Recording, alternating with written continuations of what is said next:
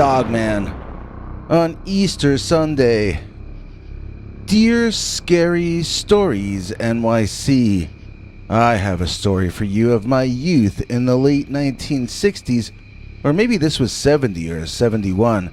I remember things still feeling like the 60s until 73 or 74, when the culture got so much more mediocre all the way around, and then you knew the 70s had really arrived. This is from when things were still alive culturally, and each day seemed to bring exciting new innovations and hope for a better tomorrow.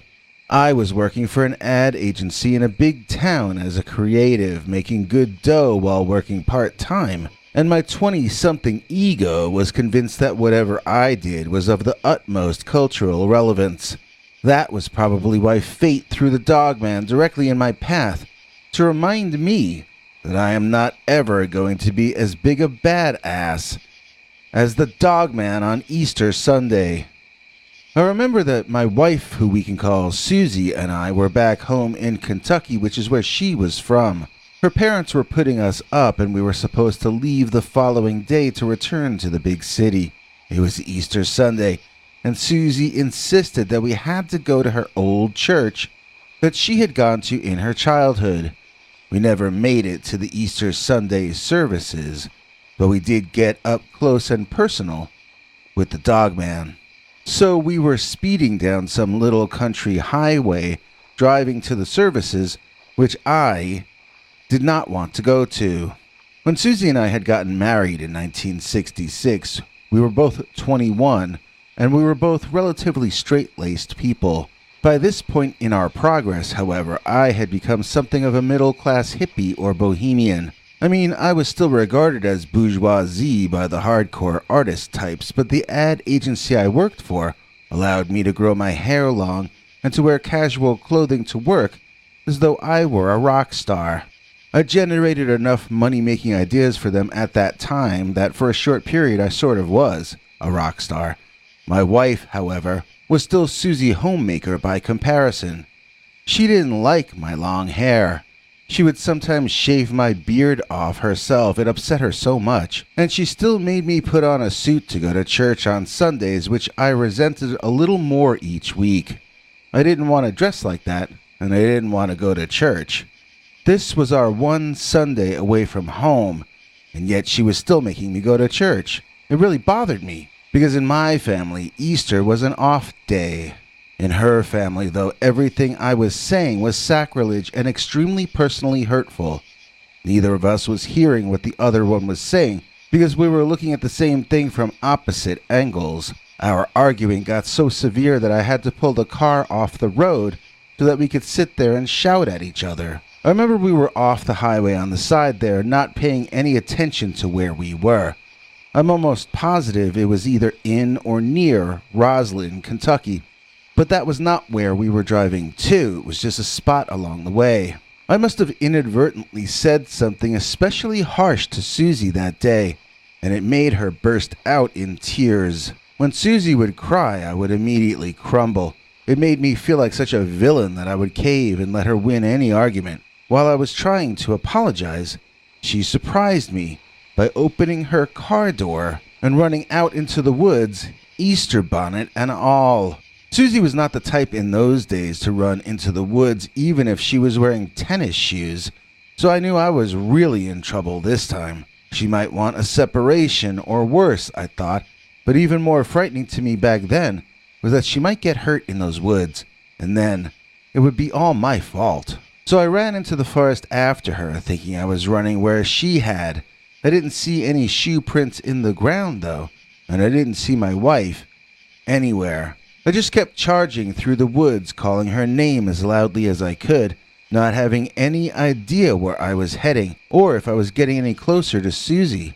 I was filled with guilt and regret, and panic that I might have a whole lot more to be guilty and regretful for soon if I didn't find my wife. I remember breaking through a patch of bushes, and there she was. She was running along the Cat Creek in the woods. I'm telling you, people were more dramatic back in the 60s, or the 70s, or whenever this was. I remained at my distance from her, and monitored her progress as I jogged along. I could see her.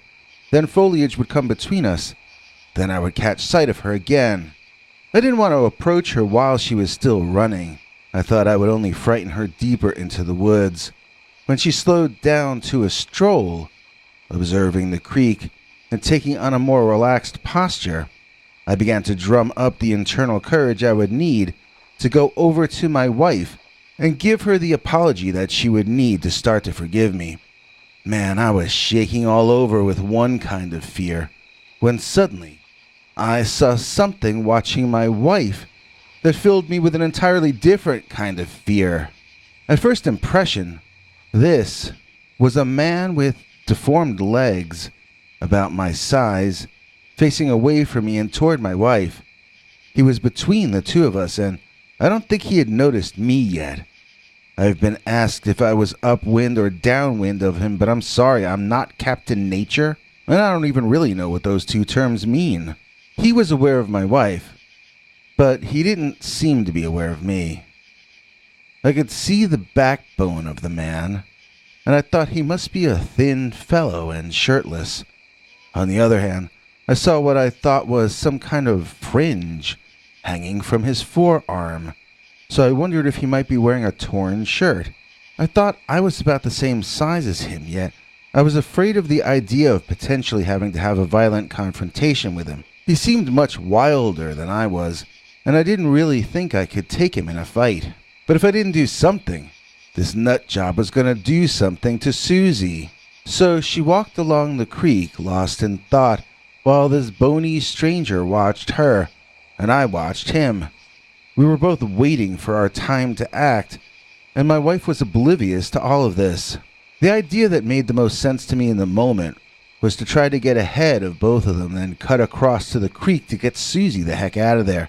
If I played it right, I wouldn't even have to tell her about the weird guy at all.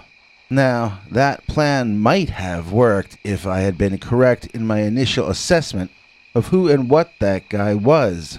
By the time I had gotten in front of him and looked back, though, my eyes witnessed something entirely different than what my brain had been expecting to see. This was not a short, thin guy with rags dangling from his forearms. This was a much larger guy than I had presumed, but he was bent forward to make himself look smaller and not give himself away as he stalked Susie. The bony back I saw was only the bottom half of his back, which I could now see widened into a massive, hairy chest, the like of which I've never seen outside of a bodybuilding meet. The rags I thought were dangling from his forearms were actually long, matted fur, as this was not a man at all, but some very strange and unique kind of animal. Yes, it walked on two legs, but it was still an animal, even if it could somehow perform this trick. The legs it was walking on were not deformed or broken, which is what I was initially thinking. No, they were just animal legs, that's all. It hunched over its front paws so that I couldn't see them, but I got a very clear view of the immense animal's face. It was extremely canine in appearance, to say the least. I was witnessing an upright walking canine stalking my wife, and although I didn't really know what to make of that, I feared the worst. The creature couldn't possibly have good intentions. I needed to make my move and get out of the woods to warn Susie, yet try not to alarm her if I could prevent it. I did just that, or at least I took my first few steps toward doing that, when the Dogman simultaneously decided it was time to make his move. Racing a few steps out, I tried to beat the Dogman to the creek, crashing loudly through the underbrush and willingly giving my location away. The creature and I emerged into Susie's viewpoint at the same moment. She looked up to see me, and she scowled. The Dogman looked over to see me, and you know what? He scowled too. I shouted to Susie to look, and I pointed at the beast, which had now turned its attention fully onto me. Susie wouldn't look. She was still angry at me from earlier and being spiteful. The Dogman had no problem looking at me, though. I saw his pupils enlarge, then focus, and contract. It was like nature's version of a red laser pointer light on my forehead, and goosebumps raised on my arms.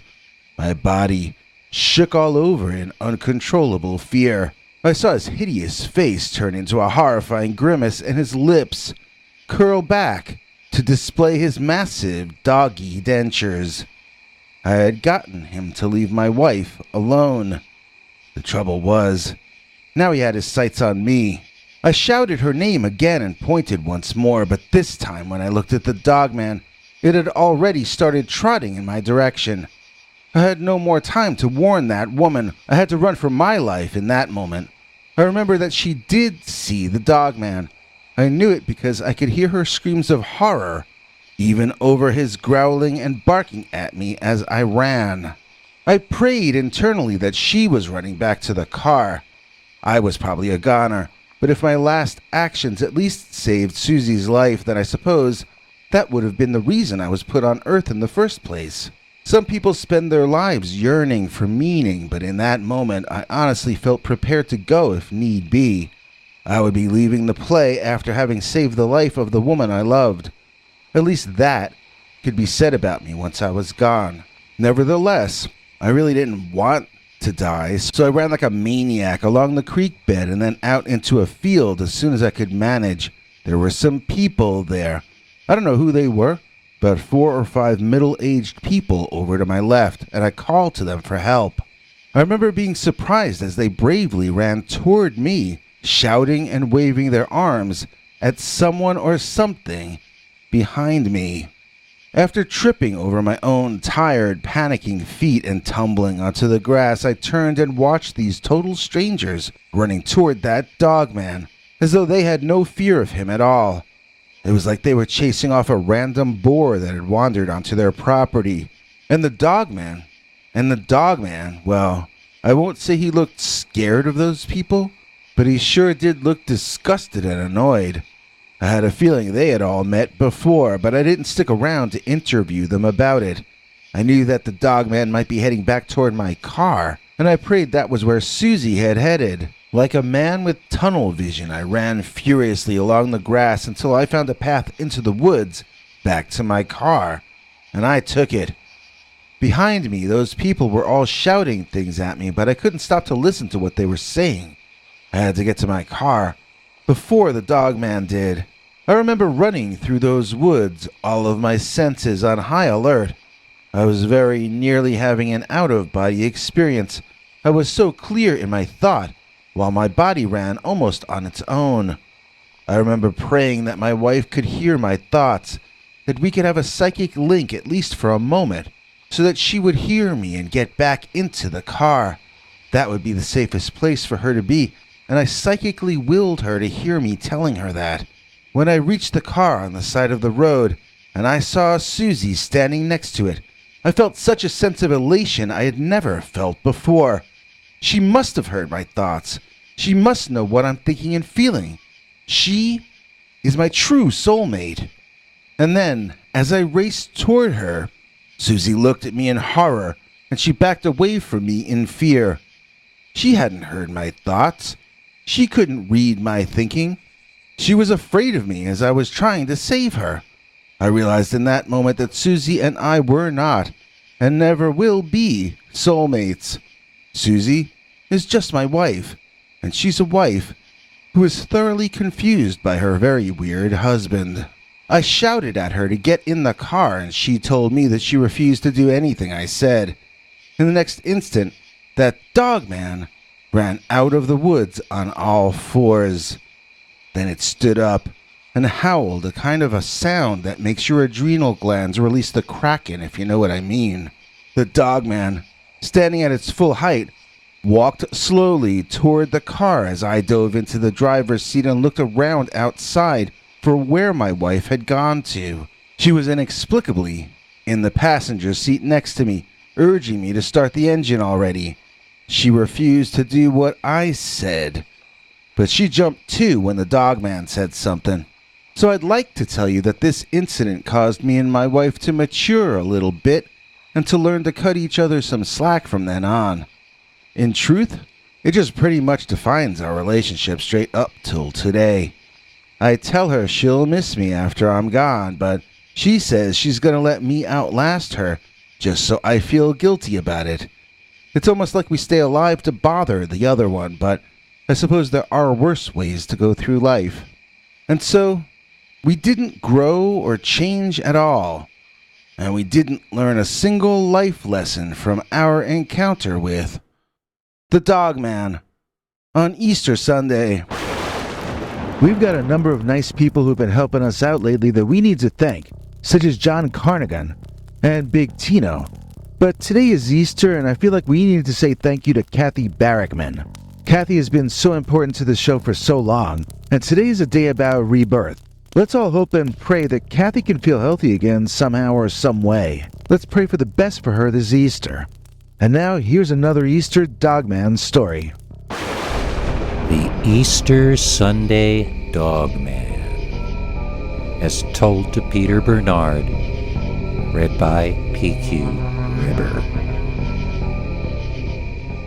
I came of age in the 1970s and 80s when conformity was strictly enforced in my family. When I was old enough, I finally rebelled, making decisions that literally led to my meeting with the real-life Dogman.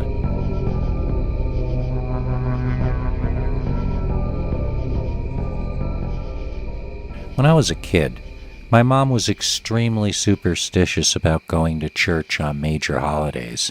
If you didn't make an appearance at Christmas and Easter, surely you were destined for the fiery pits below. By the time I was 19, it was the early 80s, and she had become even more religious.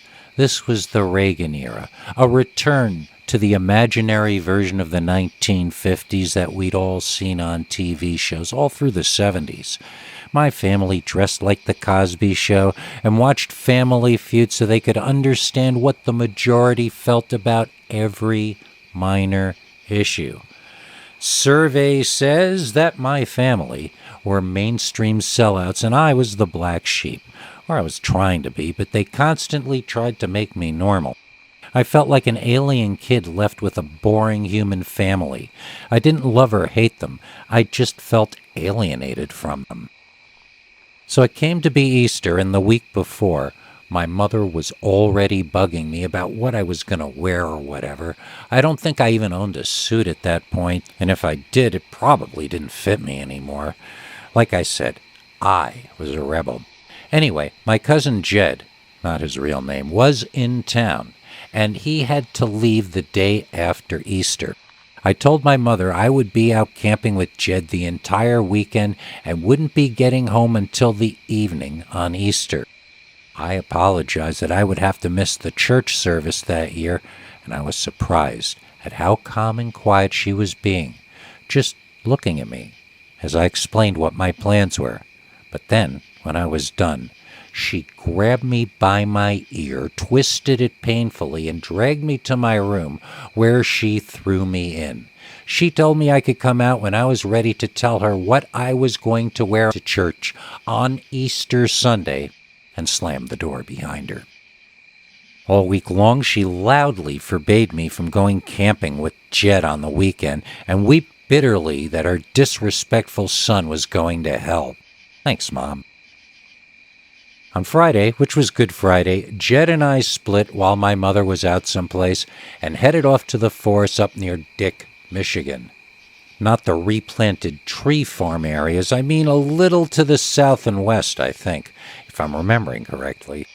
Although I do specifically remember walking along Trout Lake Road. I remember that we camped in different places both nights because we were getting harassed right from the get-go, almost as soon as we got there. Okay, so after setting up on Friday night, we built a fire and cooked some food we brought with us, probably hot dogs. You would think we'd be in a good mood, but my mother had really been a jerk all week long, and it was taking a lot to get out from under her negative, superstitious vibe about how I was going to hell if I missed church on Sunday. I had a headache, and Jed seemed pretty annoyed himself. Neither of us had much to say. I was about to ask Jed if anything was new with his family when he shushed me and gestured out toward the woods. He seemed to be listening to something, but I couldn't make it out. I told him it was probably a rabbit and said we should crash. He said we should stay on guard, but that if I needed to sleep, I should go do so. I thanked him for guarding me from all the feral bunnies while I slept and went into the tent, falling asleep very quickly. I woke up at some point in the dark hearing something walking right outside my tent. It definitely sounded like a man walking, not an animal, so I wondered if that were Jed. As I woke up a bit more, I heard the figure sniffing something. That didn't sound like a man's behavior and definitely not Jed's. The only large creature in the woods that I know of which walks is a bear. So the blood just drained from me. I was instantly covered in sweat but shivering at the same time as I realized I was probably about a foot away from a bear. I cried as silently as I could and sniffed quietly, hoping I would live to see the morning. I must have fallen asleep at some point, because the next thing I remember was the sun coming up and both of us talking about the thing that was in camp the night before. I told Jed the bear was right next to my tent, but Jed just told me it wasn't a bear and that we should hike home so I could make my mother happy by going to church on Easter. I didn't know what he meant when he said it wasn't a bear, but there was no way I was going to church that weekend, so I suggested we hike as far away from home as we could that day and find a second place to camp, some distance from this bear's turf. Jed was okay with that, and I remember we walked up past Dick, Michigan, past all these trees and trees and trees, all planted in straight lines. Eventually, we hit some older growth forest again and settled down for our second night of camping, hoping it would be more peaceful than the first. This would become known between us from then on as the Night of the Werewolf, because I swear to you, that is exactly what we both saw. But I'm getting ahead of myself. Okay, we made camp, but just like the first night, weird feeling hung over the place, and I felt some bizarre kind of guilt for being there. I couldn't relax, and Jed couldn't cheer up. We ate dinner, and I asked Jed if he wanted to tell ghost stories. He asked me back, "Do you?" No, I really didn't. I wasn't sure what I wanted to do, but I knew I regretted being there instead of home. Either way, it was too late. We were here till dawn, and that's all there was to it. This time, we both agreed to take turns standing guard, and I went first because I was too nervous to sleep. As soon as dusk turned to dark, the growling began. First across from me, then to my left, and behind me. They were circling our camp, and they sounded pretty angry. They couldn't possibly be bears. They sounded like big cats sometimes, and like big dogs other times. What the hell had I gotten us into? Jed whispered to me to stoke up the fire and then come in his tent with him. He didn't have to ask twice. Somehow, being inside there felt safer than just sitting outside, even though it was as illogical as pulling the blankets up over your face and thinking the boogeyman will go away. These boogeymen did not go away. They stayed till the first rays of dawn, rummaging around the outskirts of our camp. I can say that with assurance because I did not sleep for a second that morning. At the first rays of light, we packed quickly and in silence. There was a weird, unspoken stress under our movements. It was Easter morning. We had to get home in time for church. I was now officially as superstitious as my mother, but so was Jed. Fear of dying can make you superstitious. The Dogman was scaring me back into my own tribe. We beat it out of there, and at first we made good time. After about a half hour, I mentioned to Jed how happy I was that we would never have to see those creatures ever again, and then it was so large, it was so loud. Standing in front of us, the monster was so much impossibly taller than it could possibly have been.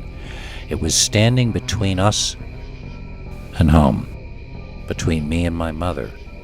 I wondered if I would see her again or if my story was about to end right then and there.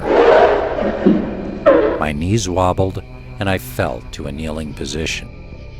I couldn't run from this thing, and I couldn't run past it. I was at its mercy, so I closed my eyes and I prayed. I hadn't prayed since I was a little kid. I had become convinced that prayer was superstition before I was 10 years old. At that moment, I didn't care anymore. Maybe it was a reverting to childhood just before the moment of death. I'm not sure. All I know is I prayed, and I apologized for not listening to my mother, and I prayed that she would be strong enough to get by without me. I prayed and I prayed, expecting to face death at any second. After some time, it dawned on me that I was not dead yet. Cautiously, I opened my eyes and found nothing. Well, no monster anyways. Jed was next to me, laying on the dirt. He was breathing heavily, so I knew he wasn't dead. We were both still alive. Trembling all over, I tried to wake him but couldn't. I tried to stand, couldn't do that either. I leaned against a tree and cried, waiting for Jed to wake up. Eventually he did, and we made the rest of the trek home. We showered and got dressed in our least decrepit outfits before Mom was up, so we started making breakfast. We must have looked horrible, but at least we were clean-shaven. Mom was happy and relieved to see us, although she never said as much. She acted like she knew we would be there in time. That was good enough for us. I never told my mom the story of what happened that day, but it was almost as if she knew anyway somehow. We had a different way of talking to each other after that. She didn't try to tell me how to behave anymore, and I saw less reason to disrespect her feelings. So, now, the big question everyone always asks, is Dogman evil? Hell yes. But did he do evil in my life? No. In fact, his appearance in my life was probably a good thing. But then again, I'm one of the ones that got away. If you want a coloring book full of monstrous delight, then give this a look. It'll give you a fright, right? Scary stories, coloring book, werewolf coloring book. And just to make your mind explode, it's a digital download. All it costs is $2.09, and then you will be feeling fine. Coloring monsters today, it's a coloring book, hooray. Okay, link is in the description. Thanks, Biggie. And thanks to all of you for watching this far. If you liked it, please click like. If you'd like to see more of our work, please subscribe. And also click that bell icon if you'd like to be notified when we put out a new episode. To become an executive producer, you can donate to us through the thanks button under each of our videos or through our paypal.me/PeterBernard209 page. To receive cool perks like secret uncensored Dogman episodes far too wild to ever run on this channel, you can become a YouTube channel member by clicking the join button. Or join our PayPal subscribers club at peterbernard.com. Joining either at the $3 a month level or above gets you access to our over 25 hours of secret uncensored Dogman stories available nowhere else. Do you have a scary story about Dogman or some other kind of high strangeness that happened to you? Let us know by emailing us at scarystoriesnyc@gmail.com or by leaving us a voicemail message at 804-LA-SCARY. You may need to call back on that one. It cuts off after, I think, 3 minutes. And if you don't want to do any of that stuff, thank you for simply watching to the end. Good night, and have a scary tomorrow.